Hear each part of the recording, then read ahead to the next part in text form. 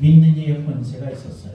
아멘. 그리고 이것이 예수님이 승천하시면서 제자들에게 하늘과 땅에 있는 권세를 내가 너희에게 준다 말씀하신 것인데, 그러니까 하늘과 땅의 권세는 그 성삼일체 하나님께 있는 것이고, 우리에게 있는 건 하늘과 땅의 모든 권세를 갖고 계신 분이 우리에게 준 권세는 믿는 이의 권세라고 그래요.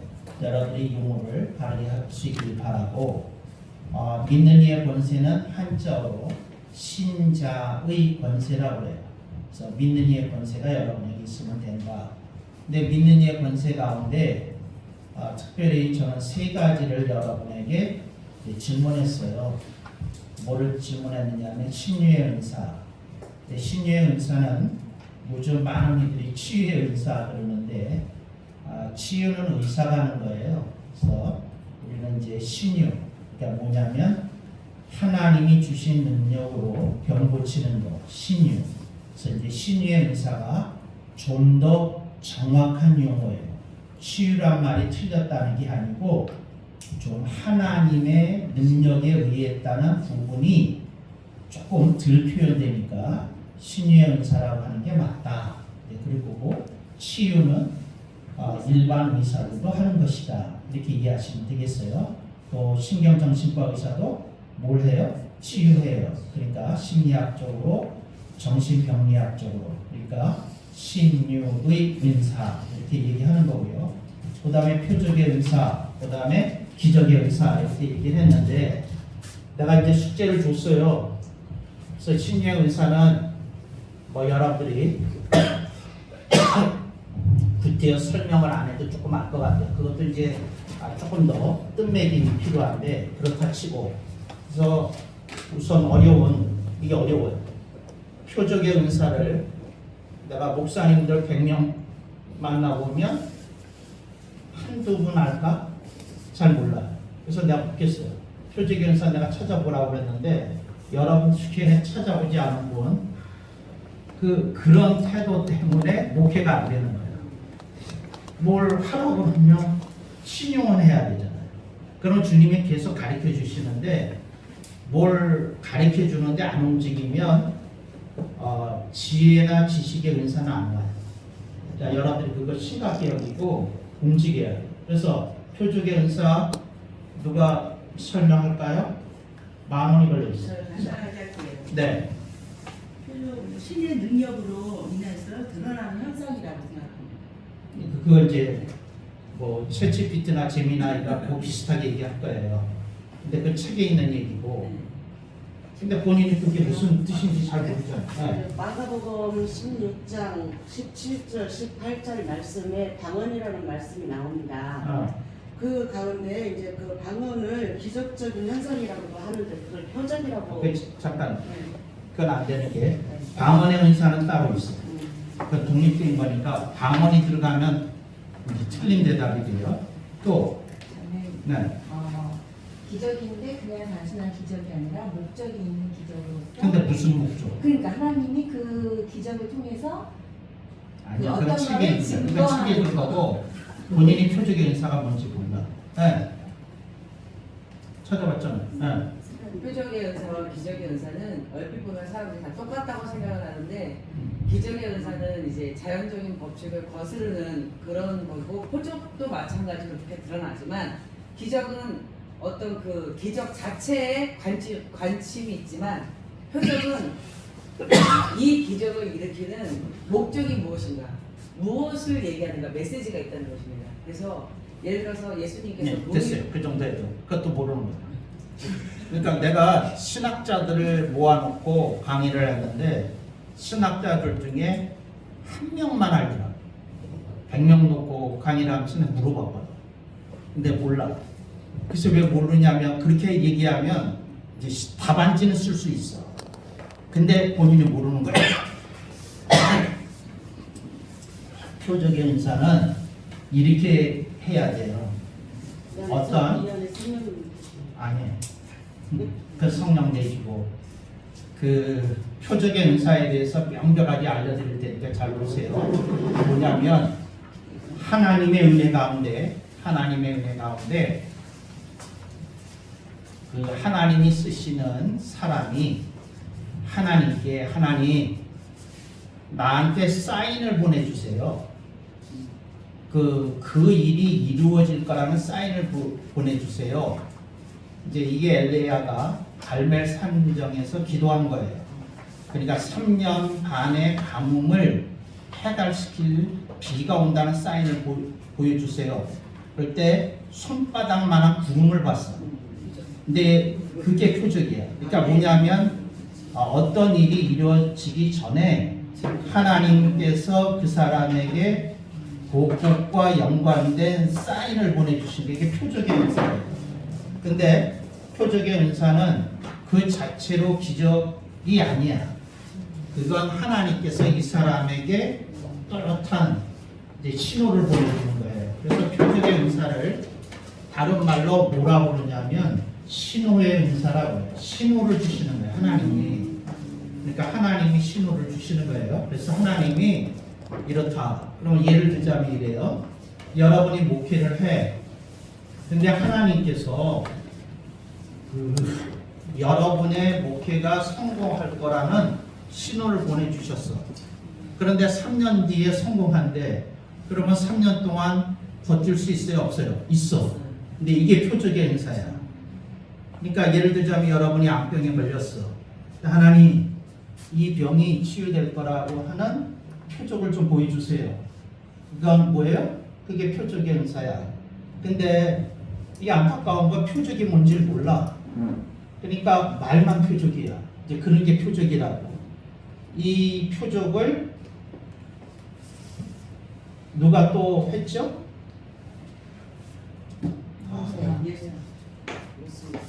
여러분들의 특징이 여러분의 특징이 도무지 성경을 겉으로 읽어가지고 링크가 안 걸려. 링크가. 그러니까 난 엘리야의 손바닥만한 구름 얘기하면 난 여러분한테 링크가 걸릴 줄 알았거든. 근데 안 걸리네. 뭐예요? 기드온이에요. 기드온이 승리에 대한 신호를 구했어. 승리에 대한 신호를. 근데 기드온이 왜 안 나와? 얼른 엘리야 그러면 기드온하고 얼른 나왔어야지. 근데 그게 안 나오면 뭐가 안 되는 거예요? 이제 링크가 안 걸린 거고, 링크가 안 걸린 사람은 나는 말씀에 기름 부으심이 약하구나. 그러니까 링크가 안 걸렸다는 건 이것도 알고 저것도 알아. 근데 연결되어서 내가 설명하지 못해. 그러니까 링크가 안 걸렸다, 연결이 안 됐다 이렇게 얘기하는 거예요. 그래서 뭐라고요? 신호를 구했어. 그러면 여러분들이 지금 죽을 지경이야. 그러면 뭘 구해야 되겠어? 신호를 구해야지. 신호를. 그런데 신호를 구하는데 좀 어려움이 있어. 무슨 어려움이 있느냐면 신호를 여러분들이 받아본 적이 있어야 신호를 구하거든. 표적을. 근데 표적을 받아본 적이 없으니까 이거 구하기가 어려운 거예요. 네, 표적의 은사가 이제 있어야 나타나는 거거든요. 근데 그걸 여러분들이 좀 생각해 봐야 돼. 난 표적의 은사를 구한 일이 있고 받아본 일이 있는가 그렇게 생각을 하는 거예요. 근데 여러분들이 이 얘기를 표적의 은사에 대한 얘기를 이 용어만 안 썼지 맨날 말하고 다녔어. 여기 계신 분들 보니까 다 말하고 다녔어. 그게 뭘까요? 말하고 다녔어. 모르죠? 내가 그래서 신학교에 갔다고, 내가 그래서 목사가 됐다고, 뭐 이런 얘기를 하는 거야. 뭐라고요? 그러니까 하나님이 나를 부르셨다. 꿈을 통해서, 뭐 예언을 통해서, 뭐 어떤 사건들을 통해서 부르셨다. 그러니까 여러분이 어떤 것을 통해서 부르심을 받았다고 얘기하는 게 표적인데, 여러분의 또 특징이 링크가 안 걸리니까 이거는 이거고 저거는 저거고 다 흩어져 있는 거야. 아이고. 그러니까 이런 걸 보고 뭐라고 그러냐면 신학교에서 아는 것도 아니고 모르는 것도 아니라고. 모르는 것도 아니고 아는 것도 아니라고. 그래서 이런 게 뭐만 있는 거예요? 지식만 있는 거예요. 뭐가 없어? 학식이 없어. 근데 여러분이 지식만 가지고는 사용하기가 힘들어. 학식이 있어야 돼. 그러니까 똑 부러지는 게 배워야 돼. 근데 신학교에서 그렇게 가르쳐 주지 않으니까 좀 어려움이 있는 건 내가 이해가 되는데, 그래서 무슨 은사가 있어야 돼요? 표적의 은사가. 표적의 은사가 있어야 돼. 표적의 은사가 있으면, 그래서 표적의 은사가 별명이 있어요. 근데 여러분이 또 그거를 다 은사랑 나는 붙이지 않았지만 여러분이 사역하고 설교하면서 대단히 강조했어. 뭐예요? 이적. 아니야. 신호하고 관련이 있고. 뭐예요? 믿음. 예? 뭐예요? 뭐예요? 이분도 강조 잘해. 뭐예요? 소망이라고 들어봤어? 표적을 왜 구하냐면 소망을 붙들기 위해서 표적을 구해요. 저렇게. 그러니까 다 소망을 강조했어. 아, 집사님 무너지면 안 돼. 주님께 소망을 걸어야 돼. 그 얘기한 거야. 그래서 표적의 은사를 다른 말로 신호의 은사라고 하기도 하고, 또 다른 말로 소망의 은사라고 해요. 소망의 은사. 하나님이 소망을 주시는 거야. 자 봐요. 사도 바울이 탔던 배가 파선의 지경에 이르렀어. 여러분 안심하라. 하나님에게 말씀하십니다. 이 배는 어려움을 겪을 거나 겨질 없을 거라고. 그게 뭐예요? 네? 그게 표적이에요. 표적을 받고 어떻게 됐어요? 소망을 품었어요. 표적을 받고 뭐예요? 소망을 얻었어. 표적을 받고 뭐라고요? 소망을 얻었어. 그냥 소망을 품은 게 아니야. 아, 이럴 때 그냥 용기를 내야지가 아니야. 뭐를 받고? 표적을 받고. 뭐라고요? 표적을 받고. 그러니까 여러분이 왜 공부하냐면 표적을 받지 못하니까 시달리는 거야. 심히 시달리는 거야. 그런데 시달림 속에 있지만 표적을 받으면 버틸 수 있는 거야. 그러니까 광야 기간을 지날 때에 모세, 아론, 여호수아, 갈렙 이 정도만 표적을 봤어. 다른 자들은 그 표적을 보지 못했어. 그래서 광야 기간 동안에 내내 고생만 하다가 광야에서 무덤을 쓰고 죽었다고 성경은 증언해. 그러니까 그들에게는 뭐가 없었어요? 표적이 없었어. 근데 표적을 안 주신 게 아니야. 메추라기와 만나를 뿌려줬는데도 반석에서 물이 터지는데도 그게 표적인 줄 모른 거야. 홍해가 갈라지는데도 표적이 안 됐어. 이해됐어요? 똑같은 걸 보는데. 그래서 어떻게 해요? 표적은 하나님이 신호를 주신 건데 그걸 보고 믿음이 안 생기면 하나님도 어쩔 수 없어. 광야에서 죽는 수밖에. 시달리다 죽는 거야. 그러니까 표적의 은사가 그거예요. 오케이. 기적의 은사는 뭐라고요? 초자연적인 은사 말고 누가 마음에 와닿게 설명해봐요. 기적의 은사가 뭐야? 그러니까 그렇게 얘기하면 그건 책에서 있는 소리고 기적의 은사는 뭐예요? 상식 밖에. 그러니까 그 책에 있는 얘기고 뭐예요? 저는 할 수 없는데 하나님께서 해주신 거. 이야. 그게 기적의 은사야. 그 뭐냐면 내가 그전에는 할 수 없었다고 생각을 했어. 그런데 그게 와서 믿음이 생기더니 내가 그 일을 했어. 근데 본인이 말한 것 중에 하나가 빠졌어. 그렇게 될 거라는 것만 가지고 충분하지 않아. 믿음. 그렇게 됐어야 돼. 아멘. 이해됐어요? 그러니까 무슨 말이냐면 이런 말 하시는 분들 많아. 우리 교회가 몇 년 안에 부흥하리라고 주님이 말씀하셨습니다. 10년이 지나도 부흥 안 됐어. 구라친 거야. 그러니까 결과가 있어야만 돼. 자, 기적은 뭐가 있어야 돼요? 뭐만 가지고 안 돼? 믿음만 가지고 안 돼. 내가 할 수 없었던 일에 대한 믿음이 생겨서 그 믿음을 가지고 행했더니 결과가 나온 것을 기적이라고 해요. 이해됐어요? 그러니까 무슨 말이냐면 내가 엄청난 일을 했어도 하나님이 주신 믿음으로 하지 않으면 기적이 아니야. 이해됐어요? 그러니까 하나님이 주신 믿음을 가지고 했어. 근데 결과가 나왔어. 그럼 뭐예요? 기적이야. 기적. 그러니까 나는 아무것도 안 했는데 그냥 암병이 났어요. 그거 기적 아니야. 자연적 치유지. 뭐가 생겨야 돼? 믿음이 생겼어야 돼. 믿음이 생겼어야 돼. 믿음이 생겼어야 돼. 그래서 그 믿음 가지고 뭐를 얻은 거야? 위대한 결과를 얻은 거야. 그게 기적이에요. 기적이에요. 그러면 자 봐요. 이거를 무슨 은사라고 또 부를 것 같아. 지금 딱 알았어요. 무슨 은사라고 부를 것 같아. 믿음의 은사야.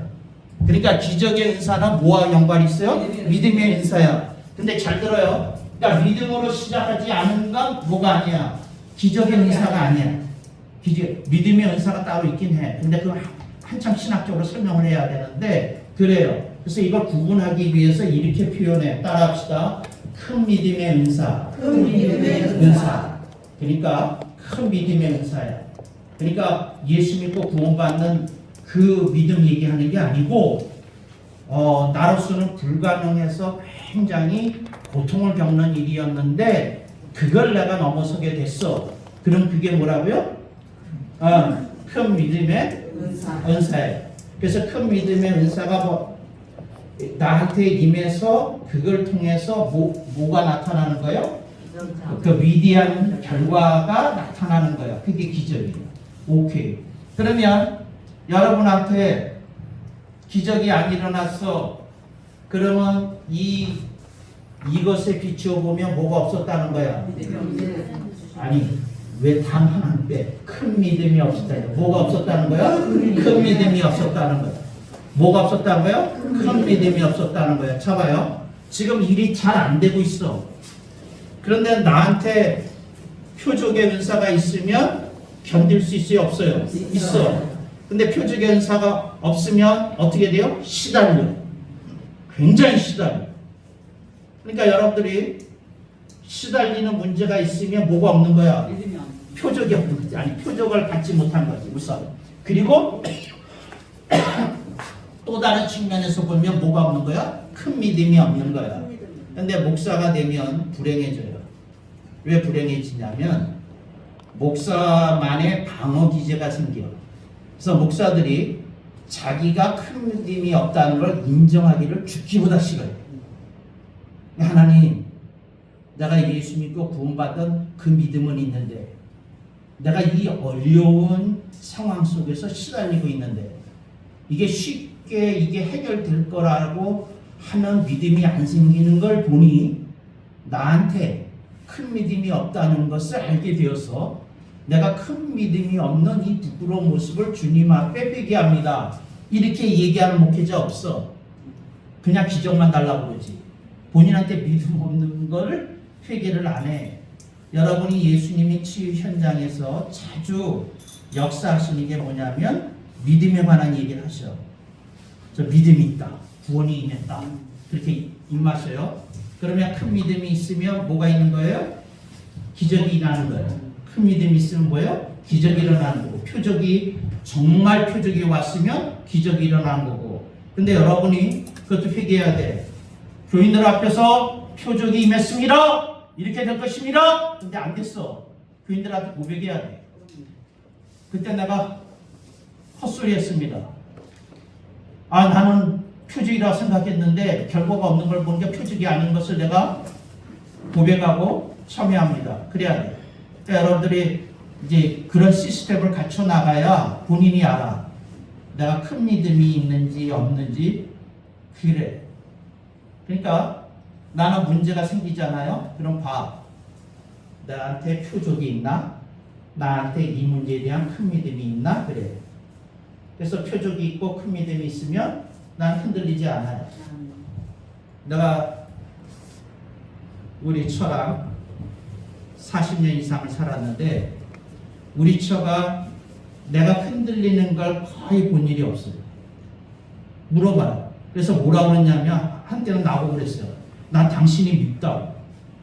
내가 이렇게 힘든데 당신은 너무 편안하다고. 그래서 내가 그랬어. 어쩌라.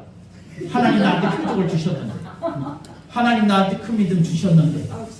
그런데 이렇게 된다고 말씀하셨어. 그랬어요. 마치 뭐와 같으냐면 바울 사도가 거대한 풍랑을 만나 뱃속에서 사람들을 안심시키는 것 같은 말을 했어.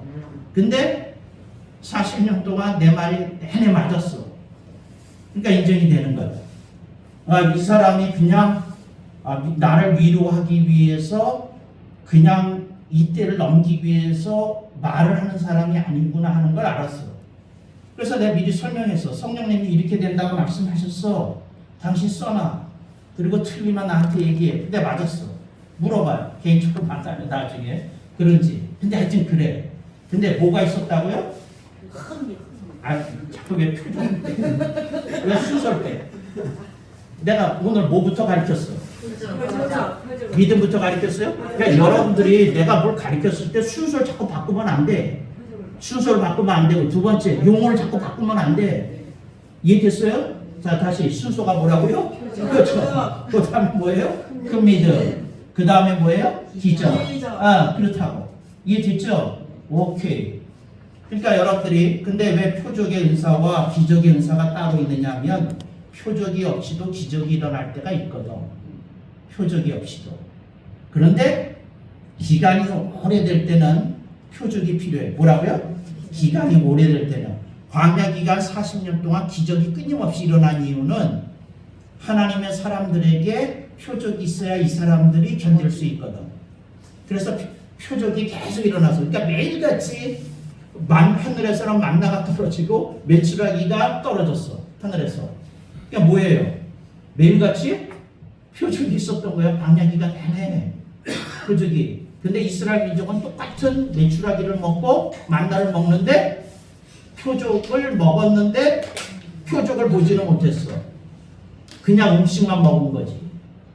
여러분이 잘 생각해 봐야 돼. 그 의미를 알아야 되는데. 그래요. 그래서 목회를 잘하려면 나는 얘기했어요. 믿는 이의 권세가 있어야 된다. 그 다음에 무슨 은사? 표적이 아니 순서를 왜 바꿔? 신의 은사, 표적의 은사, 기적의 은사 세 세트로 앉아 있구만. 무슨 은사? 표적의 은사. 뭐라고요? 신의 은사, 표적의 은사, 기적의 은사. 뭐라고요? 신의 은사, 표적의 은사, 기적의 은사, 신의 은사. 딱 신유가 필요한 분이 신유의 자리에 앉아있네. 신의 은사, 표적의 은사, 기적의 은사. 이렇게 돼야 되는 거예요. 이해됐어요? 네. 이 세 가지 있으면 든든하겠어요? 그렇지 않으면 요동치겠어요? 든든하겠어요. 근데 이게 없으면 어떻다고요? 요동치는 거예요. 그리고 요동치면 어떻게 돼요? 시달리는 거예요. 시달리면 어떻게 되는 거예요? 배멀미 하는 거예요. 죽을 지경이 되는 거예요. 죽을 지경이. 그러니까 여러분들이 믿는 이의 권세를 잘 써야 된다 이렇게 얘기했어요. 근데 믿는 이의 권세를 받으려면 사모하고 갈망해야 되는데 대부분 보니까 간절하고 절박한 수준까지 가야 받더라고. 그냥 대충 기도해서 받지는 않더라고. 그러니까 간절하고 절박해야 해. 그래서 간절하고 뭐예요? 절박한 거예요. 근데 간절하고 절박이 사모하고 갈망은 쉬운데 그 간절하고 절박한 건 좀 어려워. 내가 지금부터 간절해야지. 아니 먹고 살만한데 어떻게 간절해져? 이해됐어요?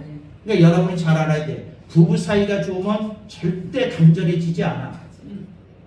그러니까 부부 사이가 험난해야 간절해져. 그거 미묘한 일이야. 아는 사람만 알아. 절대 간절해지지 않아. 그 다음에 요즘 그 신용카드 결제하는 거 걱정 없이 사는 사람들 절대 간절해지기 어려워. 그러니까 간절해지려면 풍랑이 좀 있어야 돼. 부부 사이가 좀 험난하거나 신용카드 메꾸기가 어려운 상황이거나. 이해됐어요? 그 다음에 세 번째 아시죠? 세 번째 시침이 다 뚝대고 계시는데 아이들이 속썩이거나 그러니까 뭐 아무리 어려도 속썩일 수 있어. 그러니까 속썩인다고 하는 말이 뭐냐면 얘가 무슨 병이 있는데 쉽게 안 나. 이게 속썩이는 거야. 걔 죄라는 뜻이 아니야. 하여튼 그렇게 있어. 또 얘가 좀 공부를 잘해주면 좋겠는데 산만해. 뭐 이런 등등 이런 게 있으면 어떻게 돼요? 정말 절박해져. 그러니까 여러분이 여러 상황할 때 절박해져. 근데 그래서 간절하다 못해 절박해지면 이제 때가 되는 거야. 뭐 받을 준비가 믿는 이의 권세 받기가 좋은 거야. 그런데 어떤 사람은 고생만 해. 그 좋은 순간에 간절하고 절박하면 대박날 은사를 받을 텐데 그냥 지나가. 그래서 내가 어떤 분들의 지나온 세월 얘기를 들어보면 안타까워. 좋은 시간 다 허비했구나. 저때 간절하고 절박했으면 뭐가 됐을 텐데 그런 생각이 있어요. 근데 그거 하나 얘기를 했고 얘기했죠. 그래서 믿는 의 권세는 요쯤 얘기를 하고 그 다음에 여러분들이 그 예를 들어서 가정법으로 얘기를 하겠어요. 교회를 개척했어. 목사 후보생들이니까. 그러니까 여러분들이 교회를 개척했어. 개척을 한 다음에 제일 중요한 게 뭐냐면 여러분이 복음에 대한 커리큘럼이 있어야 돼. 뭐에 대한 커리큘럼? 복음에 대한 커리큘럼이 있어야 돼. 복음에 대한 커리큘럼을 신학적인 용어로 뭐라고 그러냐면 복음론이라고 그래. 뭐라고요? 복음론이라고 그래. 그래서 가스펠로지. 그러니까 가스펠로지가 있어야 돼. 가스펠로지가 있는 사람은 뭐냐면 나는 교인들에게 복음을 12과로 가르칠 것이야. 1과에는 이거 가르치고 2과에는 이렇게 가르치고 이런 체계가 있어. 그러면 뭐가 있는 거야? 복음론이 있는 거야. 그런데 복음론 있습니까? 없어. 그럼 지금부터 복음론을 만드는데 어떻게 해야 돼요? 본인이 1번, 2번, 3번, 4번 그래서 1시간씩 12번에 걸쳐서 내가 가르친다고 그러면 이걸 가르쳐야 되겠다 하는 커리큘럼이 있어야 돼. 그래서 12시간 정도는 어떤 교회는 10시간 하지만 10과 하는 교회가 있고 12과 하는 데가 있어. 그러니까 오늘의 교회에서 하는 1:1 제자 양육은 10과야. 그 내비게이터는 12과고. 그런데 하여튼 여러분이 여러분 나름대로의 복음론을 가르치는 게 있어야 돼. 그래야 돼요. 이해됐어요? 오케이. 그러면 내 소신을 하나 알려드릴게요. 이 소신이라고 말하는 이유는 다른 목회자들은 다른 소신을 갖고 있더라고. 그러니까 이건 장성 목사의 소신이야. 목회 소신이야. 뭐냐면 복음론을 제대로 가르치면 사람이 변하더라고. 우리 교회에서 보니까. 근데 여러분들이 목회를 하는데 교인들이 안 변한다. 복음 커리큘럼이 없었을 거야. 복음을 제대로 가르쳐야 돼. 복음을 제대로 가르쳐서 그게 있어야 돼. 여러분 나름의 12가 있어야 돼. 그래서 12가를 제대로 가르치면 뭐라고요? 사람이 바뀌어. 변화돼. 교화돼. 그래서 여러분들이 그 복음론이 있어야 돼. 그래서 여러분이 목사 안수 받기 전에 내가 과제 한 장씩 내다볼 거예요. 복음론 몇 과까지 주제에 내가 보조하고 그럴 거예요. 시험 쳐서. 근데 난 여러분들이 그게 서 있는지가 궁금해. 그래서 이걸 위해서 필요하면 여러분이 모여서 이 목사 후보생들이 모여서 그룹 스터디를 해야 돼. 자, 우리가 집단 지성의 힘을 좀 빌리자. 그래서 우리가 이걸 어떻게 짜야 되는지 한번 짜봐야 되겠다. 그리고 여러분이 짜봐야 돼. 여러분이 짜봐야 되는 이유는 뭐냐면 아무리 가르쳐줘도 자기 마음에 와닿지 않으면 안 하더라고. 그러니까 본인이 짜는 게 제일 좋은 것 같아. 그 다음에 코치를 받으면 더 효과적이고. 그래서 여러분들이 뭘 짜야 돼요? 복음론. 복음의 커리큘럼을 짜야 돼. 그래서 내가 묻는 거예요. 복음 1과에서 뭘 가르칠까? 그러니까 이제 복음이야. 주제가 뭐라고요? 복음이야. 그러니까 복음 나는 몰라요. 그런 소리 하들 말어. 목사 후보생이 복음 모른다고 말이 안 되잖아. 그러면 복음을 가르칠 때 1과에서 뭐를 가르쳐야 할까요? 네? 내가 그럴 줄 알았어. 네, 이럴 줄 알았다. 대부분 내가 한 번도 제대로 된 대답을 들은 적이 없어. 한국에 와서. 복음론의 1과가 틀렸더라고. 1과가. 그래서 1과를 맞추면 자, 보여. 아닙니다. 아니 그게 틀렸다는 말이 아니라 뒤에 나와. 근데 그러니까 틀려. 뭐예요? 글쎄 뭐예요? 신론. 조금 더 왜 인간이 저렇게. 창조되었나요? 저건 저 대답은 저 반이야. 반만 맞았어.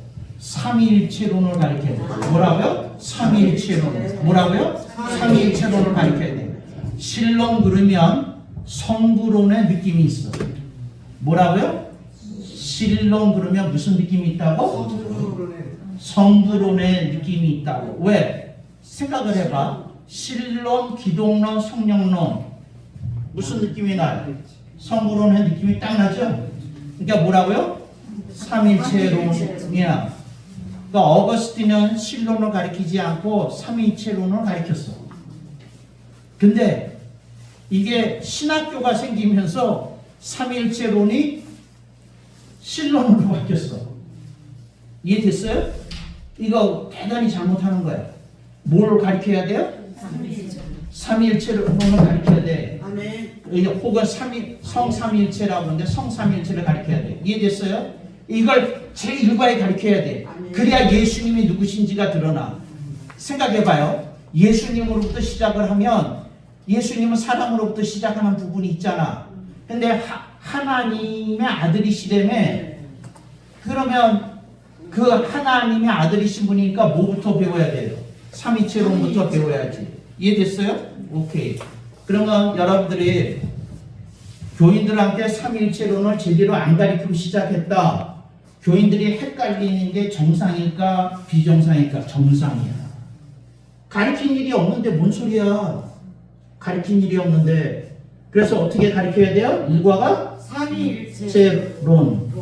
이제 삼위일체라고 해도 맞고 삼위일체론이라고 해도 맞아요. 그러니까 삼위일체를 가르쳐야 되는 거예요. 근데 삼위일체를 가르치려니까 공부를 조금 해야 되겠어요? 안 해야 되겠어요? 해야 되죠. 해야 되죠. 아멘. 이러면 되겠어요?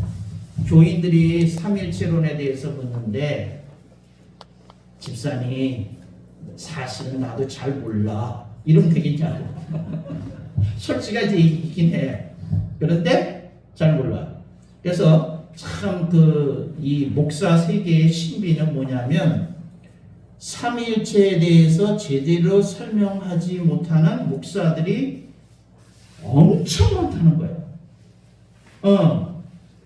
그 신학 교수들 중에서도 삼위일체로 나오면 묻지 마세요. 나한테 묻지 마세요. 저 조지 신학 교수님한테 물어보고 나한테 묻지 마세요. 그런 교수들이 많아. 그리고 조지 신학 교수한테 좀 우리에게 피부에 와닿게 설명해 드리려면 이건 어거스틴도 힘들어하던 주제입니다고 그런 것도 이제 제대로 설명 못하면서 피해. 근데 하여튼 삼위일체 일과예요. 그러면 삼위일체를 다룬다는 말은 뭐예요? 성부와 성자와 성령, 하나님, 예수님, 성령님에 대해서 똑부러지게 가르치고 시작한다는 거지. 이해됐죠? 그러니까 여러분들은 어디서부터 시작했던 거예요? 사람의 입장에서부터 주로 출발했던 거야. 이해됐어요? 2과까지만 하자. 2과는 뭐가 나와야 될까요? 이해됐어요? 이제 2과가 이해됐어요? 1과는 이해됐죠? 2 없죠? 예. 1과는 뭐였어요? 2 없죠? 2 없지? 이것을 가르쳐야 다른 게 이렇게 열리겠죠? 문이 열리겠지?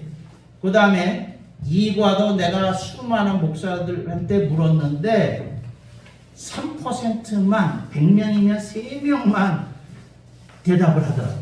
100명이면 2과야. 이해됐죠? 뭘 가르쳐야 돼? 인간의 내가 그럴 줄 알았더니 자꾸 인간이라고. 제가 하여튼 되게 인간적으로 모셔. 그래서 인간적인 고통이 많아. 뭐예요? 뭐예요? 여기 맞춰봐요. 타락한 우리 자, 하나님과의 그럴 관계, 줄 알았어. 하나님과의 관계. 네, 뭐예요? 뭐예요? 이걸 글쎄 내가 아니 100명 중에 3명 중에 들어가 봐. 네, 뭐예요? 저럴 줄 알았어요. 자, 다 뭐예요? 그럴 수가. 그리스도는 삼위일체론에 나타나요. 그럴 줄 알았어. 교회 아닌가요? 에? 에? 우리는 다 양각자다고. 아니 이제 뭐가 이래니까. 잠깐만. 성전에 대해서 성전. 아니 왜 이렇게 소리가 나? 여기 이 앞에 나오는 소리. 아 나오면 소리가 나. 아까 본인이 말한 거 하나 빠졌지만 정답으로 인정하겠습니다. 자, 이거 쳤어요? 네. 두 번째 여러분들이 가르쳐야 되는 건 성경이야. 성경의 권위. 성경의 권위야. 근데 여러분들이 성경의 권위를 가르치지 않으면 모든 말이 그냥 말이야. 무슨 말이냐면 하나님의 말씀에 이것이 있기 때문에 권위 있다고 그 성경을 얘기를 해야 돼. 우리의 기준은 성경이야. 근데 앞으로 그 얘기 하지 마. 아니 오직 성경이라 그러면서 넘버 2에도 나오지 않는구만. 아니 그러면서 무슨 오직이래. 오직이라는 말을 할 걸 말은 어떻게 생각해요? 네? 반성해야 되겠죠? 아니 오직이라면 오직이라면 넘버원이라는 말이야. 근데 하나님 다음에는 뭘 가르쳐야 돼요? 성경. 근데 구체적으로 뭐라고요? 성경의 권위에 대해서 가르쳐야 돼. 뭐라고요? 성경의 권위. 성경이 따라합시다. 성경이 말씀하시면 그런 겁니다. 우리 교회에서는 그렇게 할게요. 성경이 그렇다면 그런 겁니다. 성경이 아니라면 아닌 겁니다. 우리 외치고 그렇게 얘기해요. 성경이 말씀하면 그런 겁니다. 성경이 아니라면 아닌 겁니다. 이해됐어요? 네. 그러니까 성경이야. 근데 왜 다른 얘기를 먼저 하려고 그래? 왜 구원부터 얘기하려고 그래? 그럼 생각해봐요. 구원 다음에 성경이 와야 되겠어? 아니 양심적으로 얘기해봐. 구원 다음에 성경이 와야 되겠어? 어떻게 생각해요? 성경에 우리는 근거하고 있다는 걸 모든 사람에게 확실히 우리 입장을 알려야 돼요. 우리는 뭐라고요? 성경의 권위. 그러니까 첫째는 삼일체, 두 번째는 뭐예요? 성경의 권위. 여러분이 이걸 충분히 설명할 수 있어야 돼요. 뭐에 대해서? 삼일체에 대해서. 뭐에 대해서? 성경의 권위에 대해서. 성경이 왜 권위 있는 것인지, 왜 이게 하나님의 말씀인지 충분히 설명할 수 있어야 돼요. 그래야 목사야. 뭐에 대해서? 삼위일체에 대하여.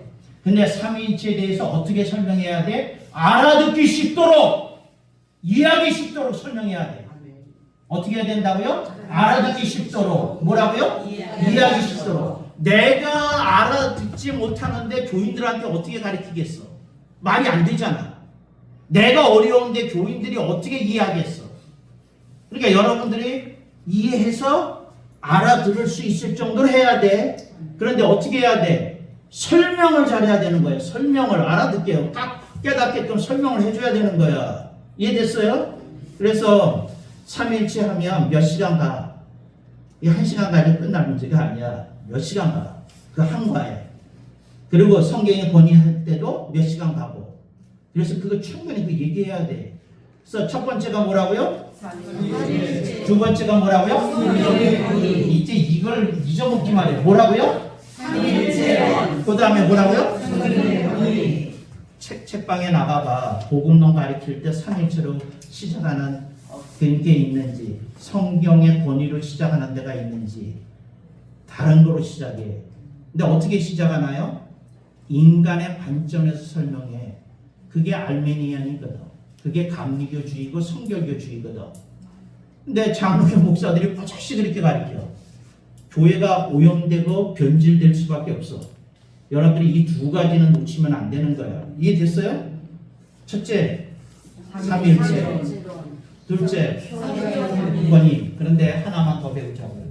삼일체는 객관적인 용어예요. 신앙적인 용어가 아니야. 신앙적인 용어는 성을 붙여야 돼. 따라합시다. 성삼일체. 성삼일체가 무슨 뜻이냐면 거룩하신 삼일체란 뜻이야. 그래서 성삼일체. 그러니까 교부들은 그 앞에 성자를 붙였어요. 성 삼위일체, 거룩하신 삼위일체 이렇게 불렀어. 감히 뭐라고 못 불렀어? 삼위일체란 말을 못 썼어. 물질을 부르듯이 못했어. 그래서 성이 붙는 순간 성호가 돼. 성호가 돼. 하나님의 이름이 돼. 그래서 성 삼위일체. 그 다음에 성경의 권위. 성경의 권위. 이게 왜 권위 있는 책인지 그걸 설명할 수 있어야 돼. 그래서 성경의 권위를 설명하는 걸 준비하려니까 또 여러분이 공부 좀 해야 돼. 그래서 성경의 권위를 해야 돼. 그러면 성경의 권위를 믿지 못하면 뭐가 아니야? 목사일 수는 있는데 개혁주의 목사는 아니야. 개혁주의 목사는 아니야. 다른 교파나 교단의 목사일 수는 있는데 개혁주의는 아니야. 개혁주의는 1번이 뭐라고요? 성삼위일체. 2번이 뭐라고요? 성경의 권위야. 성경의 권위야. 내가 이렇게 가르치는데도 나보고 종교 다원주의라고 말하는 작자들이 있어. 근데 하여튼 이상한 사람들이야. 근데 하여튼 성경의 뭐예요? 권위. 여러분들이 이걸 믿어야 돼. 아멘. 근데 성경의 권위를 믿는 게 좀 쉽지 않아. 성경이 좀 난삽하게 돼 있어. 흐트러져 있고 어떻게 돼 있어요? 좀 어렵게 돼 있어. 많은 부분이. 그래서 난삽한데 성경을 깊게 공부하면 성경이 미치도록 기가 막힌 집이에요. 미치도록. 근데 그걸 이제 체험하려면 그 설명도 좀 듣고 그래야 되는데 두 가지 해야 되는 거예요. 이해됐죠? 오케이. 그 다음에 그러면 여러분들이 목회 빌드업을 하잖아. 나는 여러분한테 하는 말이 있어요. 뭐냐면 성령님과의 관계가 좋아야 돼. 뭐와의 관계? 성령님과의 관계가 좋아야 돼. 뭐 해야 돼요? 성령님과의 관계가 좋아져야 돼. 이해됐어요? 성령님과의 관계가 좋아져야 되거든요. 근데 성령님과의 관계가 어떻게 하면 좋아져야 되는지에 대해서 모르는 사람도 없고 아는 사람도 없어. 그러니까 다 성령님을 가까이 하고 성령 충만하라고 그래. 근데 성령 충만 얘기하기 전에 성령님과 가까이 하십시오. 그리고 성령님과 가까이 하는 것은 여차 해야 됩니다 하고 가르쳐 줘야 돼. 그렇잖아. 그냥 성령 충만하라고 내질러야 돼. 아니 그렇잖아요. 가르쳐 줘야지. 방법을 모르는데 성령 충만하는 얘기는 귀에 못이 박히게 들었어. 다 알아. 근데 어떻게 충만하냐고. 어떻게 가까워지냐. 충만은 나중 얘기야. 성령 충만은 그 화학적인 비율로 얘기하면 100%야. 그건 굉장히 이상적인 경지거든. 그러니까 성령 충만은 쉽지 않아. 내가 얘기할게요. 성령 충만하잖아. 죄를 지을 수가 없어. 아니 상상을 해봐. 성령 충만해. 근데 죄를 지어. 말이 안 되잖아.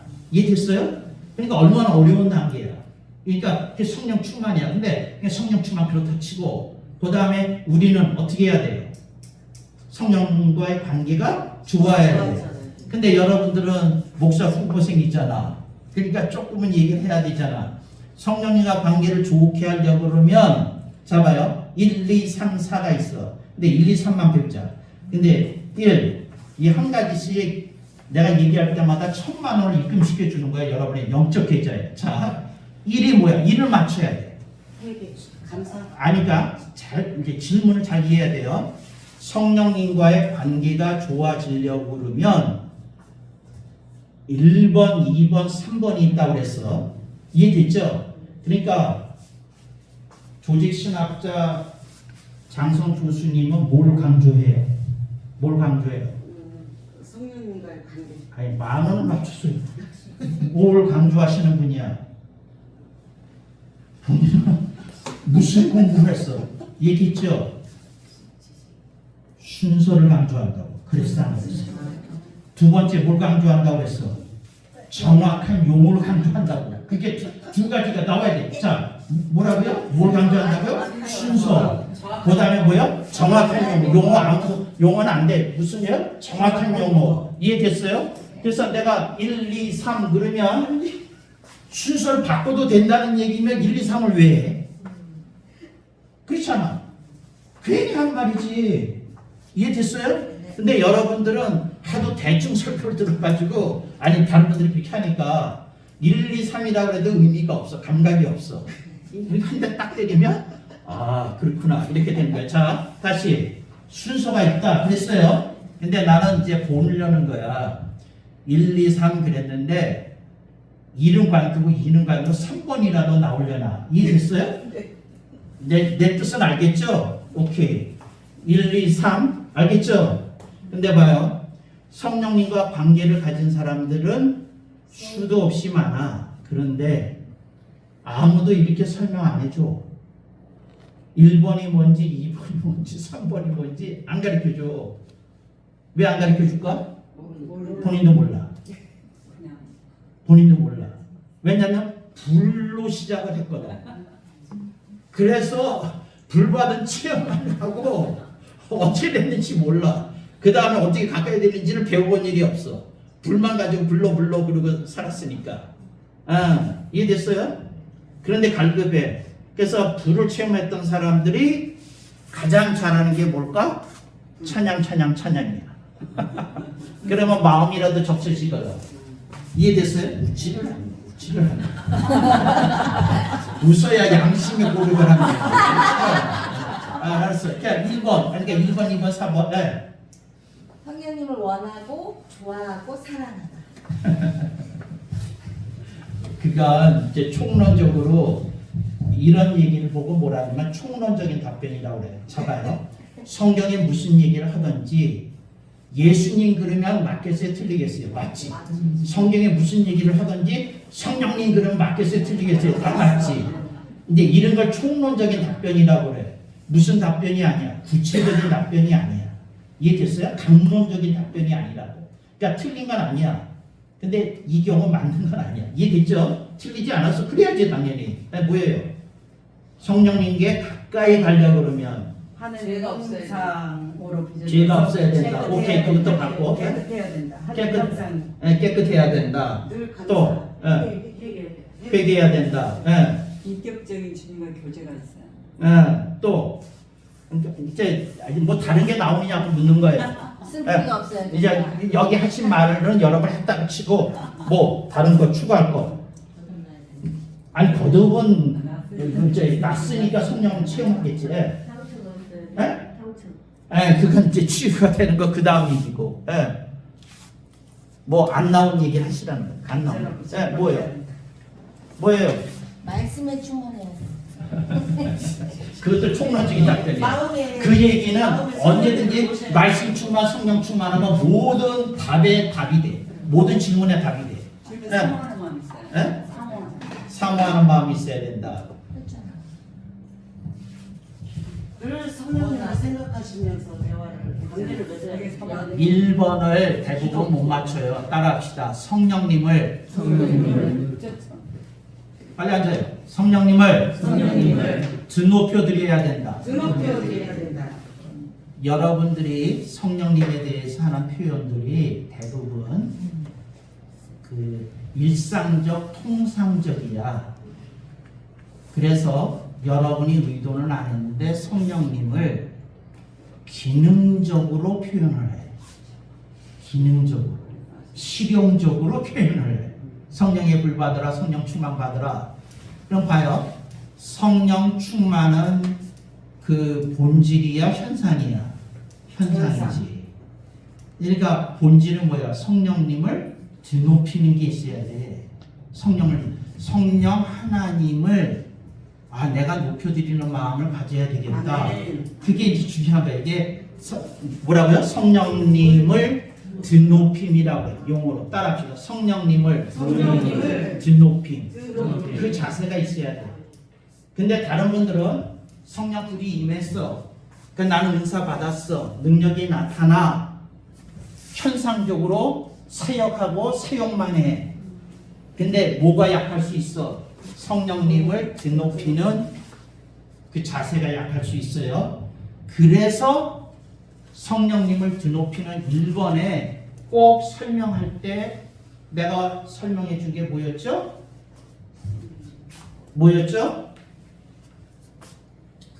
관계.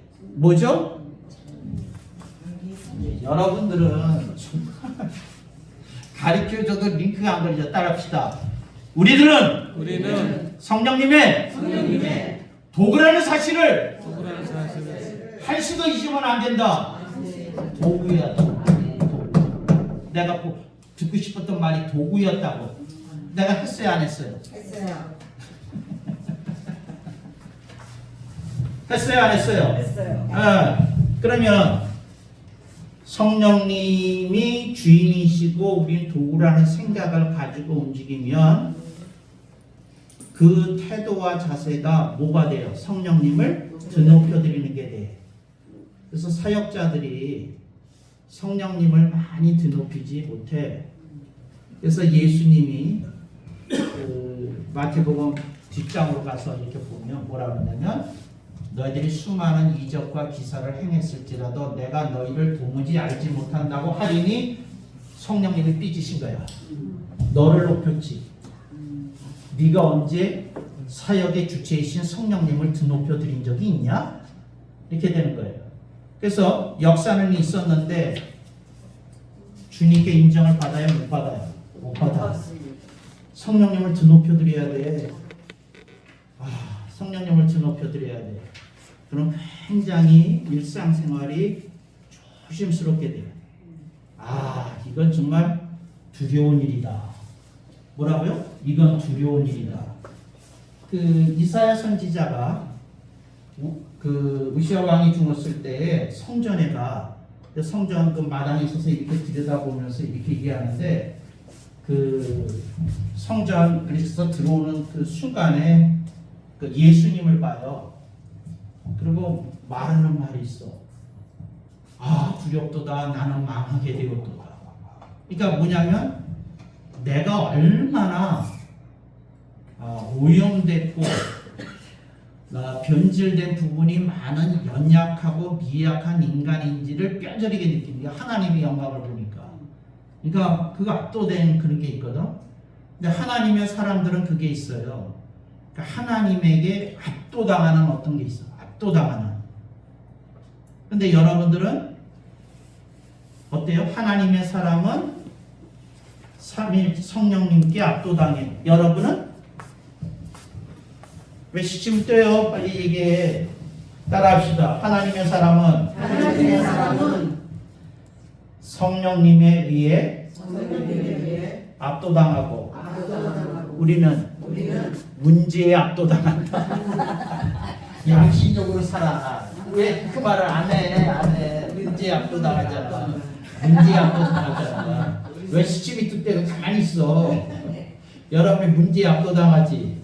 성령님의 압도당해. 성경을 자세히 읽어봐.